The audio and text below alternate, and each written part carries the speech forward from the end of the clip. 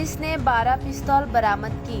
Delhi police ने एक अंतर्राज्यीय अवैध आग्नेयास्त्र सिंडिकेट गिरोह का भंडाफोड़ किया और एक व्यक्ति को हथियार और गोला बारूद की आपूर्ति करने के आरोप में गिरफ्तार किया। अपराधी को मंगलवार को फरीदाबाद के पास से गिरफ्तार किया गया था। पुलिस ने उसके कब्जे से 12 पिस्तौल और कारतूस बरामद किए हैं। शख्स की पहचान ध्रुव के रूप में हुई है, जिसे पप्पी के नाम से भी जाना जाता है।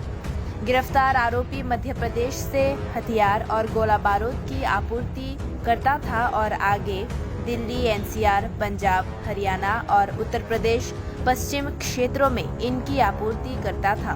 पूछताछ के दौरान उसने खुलासा किया कि उसे मध्य प्रदेश में खरगोन जिले के कुख्यात हथियार निर्माता सह आपूर्तिकर्ता से पिस्तौल और कारतूस की खेप मिली थी।